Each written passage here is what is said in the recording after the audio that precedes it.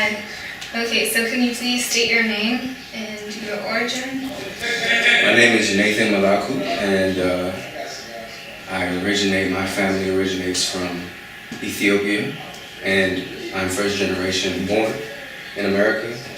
So I claim to be an African in America instead of an African American, because I believe the term African American it's not even a legal term. It was kind of like made up by what's his name, Jesse Jackson in the '80s, late '80s, and he just wanted Africans in America to feel welcome in the nation in the only nation they know, really. You know what I'm saying? So yeah, it's not even a legal term at that too. So like most people don't know that. But yeah, I'm African all day, representing. Sweet. Good to know. Okay. So I'm going to give you a little history, and I want to see your input. Okay. So we know that Africans, especially East African immigrants, are accustomed to systems of inequality organized around ethnic and class systems that de-emphasize race, especially relative to the United States. And that, like in Africa, when relating it to America, a lot of the injustice is not so much on the color of the skin, but rather ethnicity, tribalism, and religion. So, with that being said, it's that way because Ethiopia, especially most of East Africa, was not originally a slave society, nor was it ever. So, here's a question for you. So, might need you to give me an example, but go ahead. Okay, that's fine. Okay, so I guess a backstory. You kind of already said this, but I was gonna ask you, to what extent are you connected to your roots? Growing up, for example, like I didn't want to associate myself as an Ethiopian because I grew up with people asking me if I was mixed because of the texture. Is this in America or Ethiopia? You said what? Is this your experience in America? This is my experience in America growing up. Okay. Everyone is, even foreigners, they've assimilated and everything, and trying to, take on the American culture and embody that and indulge in it and everything. So I just wanted to be a part. I wanted to feel as though I was an American, And so I grew up not liking my ethnic food. I grew up not liking my last name. I grew up, telling people I was black before I was Ethiopian. Because when people would ask me, "Are you black? Are you mixed?" and I'd be like, "No, I'm black. Come on, I'm you. I look exactly like, what is this?" You know what I'm saying? Were you well received when you say that? Sometimes, I was either it was either they came at me like, "Oh, okay, I guess you're black. I guess."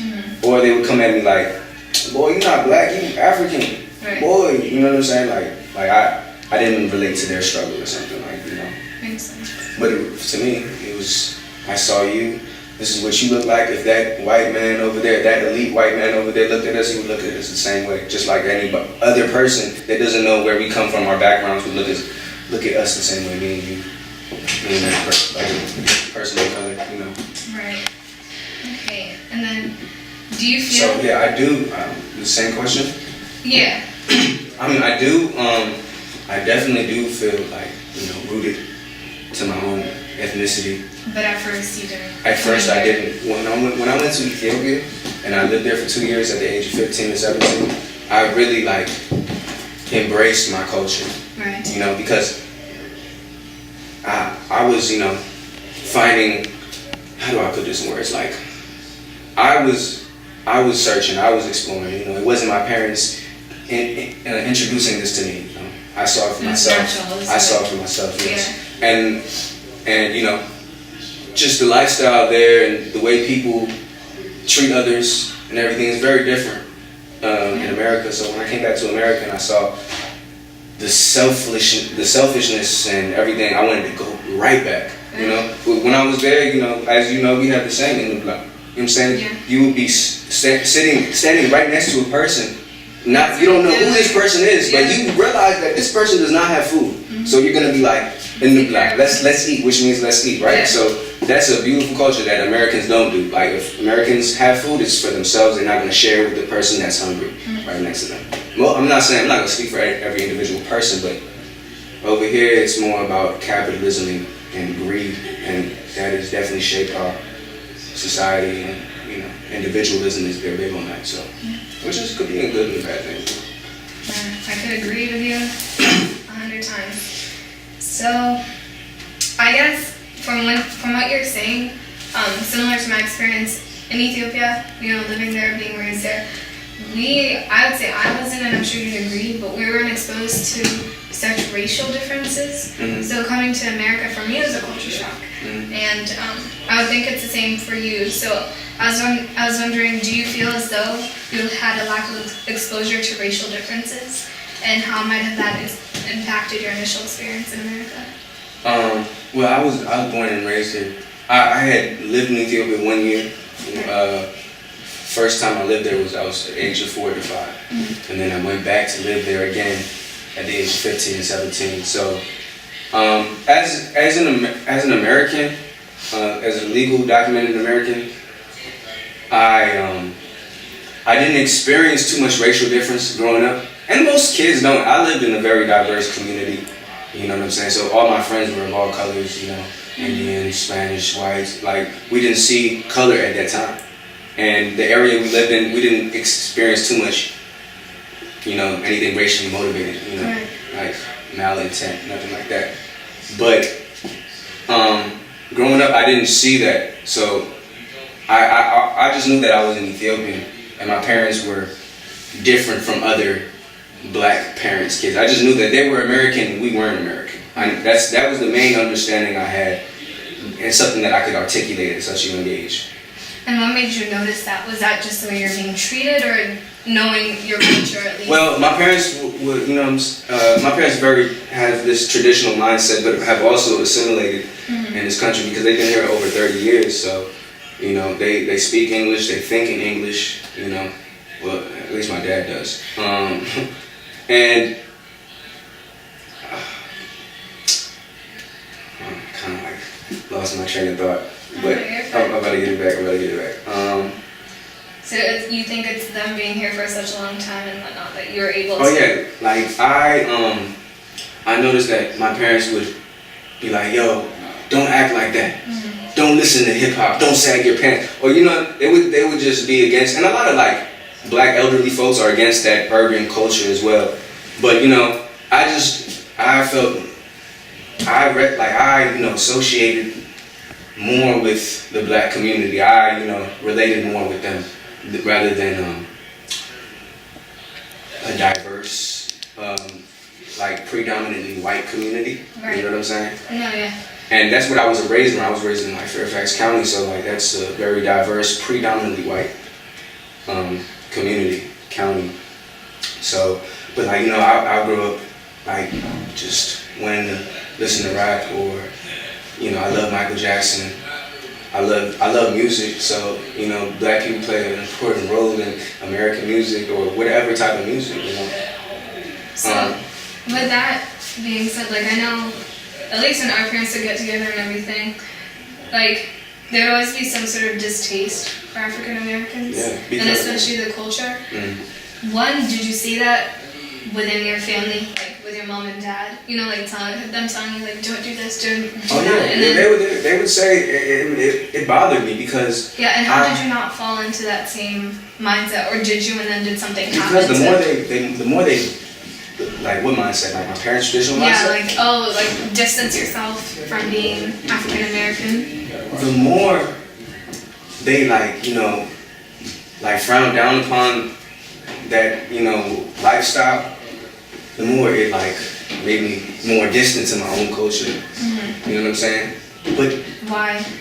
Because my parents don't like something, they really insult it, really downgrade it, downplay it, and I'm just like, no, we're all the same.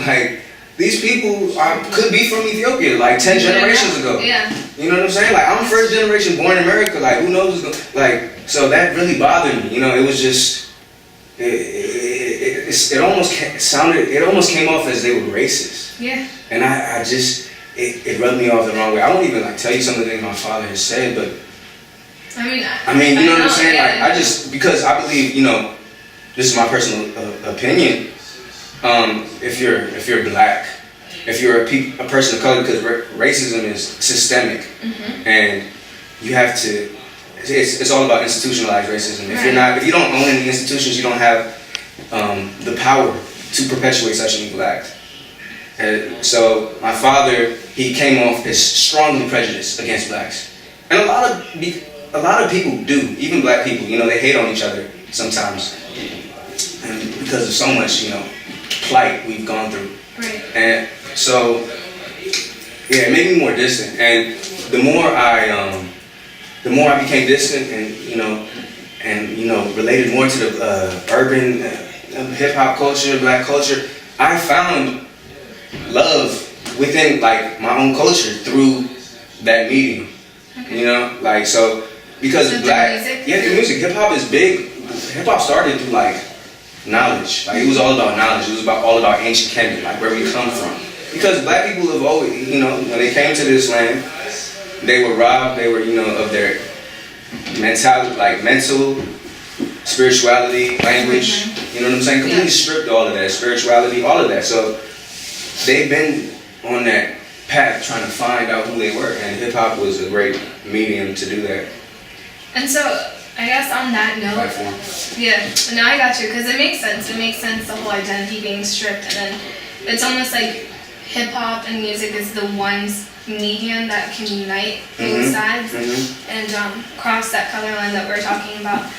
But on that note of just institutionalized racism and colonialism and white rule being established, and that, you know, taking away the identities of many blacks in America, how much of a role do you think that has played, and how much do you think that blacks are reinforcing that role instead, or vice versa? So like, how much does that, you know, whitewash mentality of, oh, you're black, I'm African, and also on the African side of, oh, I'm African, not, and you're black, how much does white rule have to do with that? Everything, in my opinion. I don't want to, you know, just blame strictly white people. I mean, because don't hold anything. No. I mean, I have no problem like pointing the finger, and you know what I'm saying. As long as I'm doing what I have to do, and I'm not being lazy and just complaining. Right. You know. Agreed. But I feel as though blacks, like, you know, African Americans or Africans in America, as I like to say, they when they look down on Africans and everything, that's what I call an enslaved mindset. Yeah. You know. It's an enslaved mentality, because that was, I mean, they were introduced, like, they only saw bad, like, we only, like, when we were on the media, when they're talking about Africa, they're talking about it, you know, as if they need America needs their, like, they need America's help, and you don't want to live there because it's all jungles and there's no city or something like that, savages or something like that.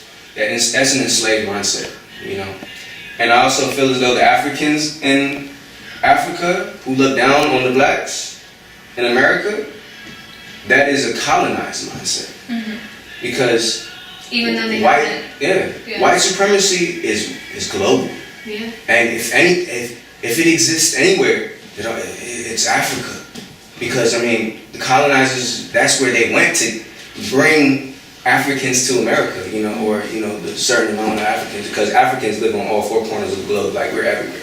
There was Africans in America before the Africans were brought.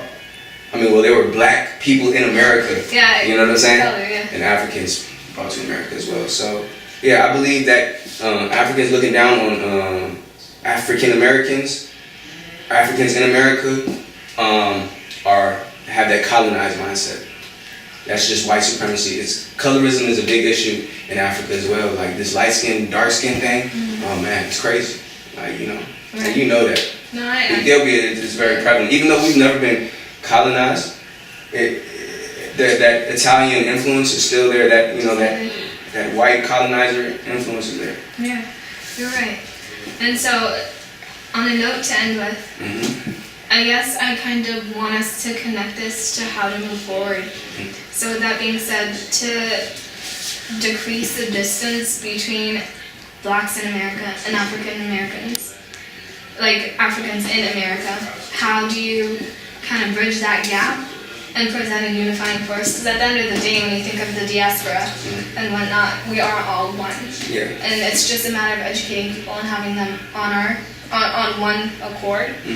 So in order to advance, race relations, even just in America, you're stronger united. So how would you, in your personal opinion, help that progress? There's so much. There's like, I could give you answers, but like those answers have stepping stools. This is a stepping process. You're not going to get to that answer before you take certain steps.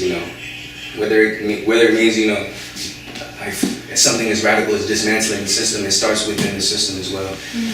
And there are going to be people that are also fighting outside the system because they don't want to be part of the system. But you said it yourself, education. Education is the biggest key to bridging any type of gap.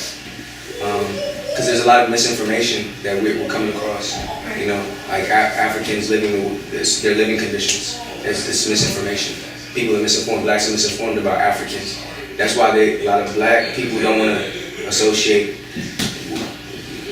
with being African, because that is like being poor as a synonym for them. Exactly. You know what I'm saying? Yeah. So education is key. Like knowledge is key. This is the foundation to bridging any gap.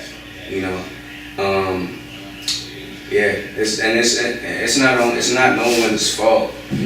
And no one is more right than the other. Both people are wrong. People, both sides have some points. They feel the way they feel for a reason. It's no excuse if there's a reason. But when the more information you come across, the more that reason is just an excuse at the end of the day. It's like, okay, I could look over that, I could look past that, because this is where I come from. I shouldn't be offended by this. I should know more about this so I can decolonize and progress, so I can change, which means, evolve and grow. So, information key. Reading. Yeah. Read up on your history. Don't be afraid of other knowledge if that, because this type of knowledge says that's bad. Know about it so it doesn't hurt you. Because if you don't know, it can only hurt you. Right. You know what I'm saying? Protect yourself. Yeah. Be strong-minded. All that. Okay. I agree. Thank you so much for this interview. Thank you. I appreciate you. All right.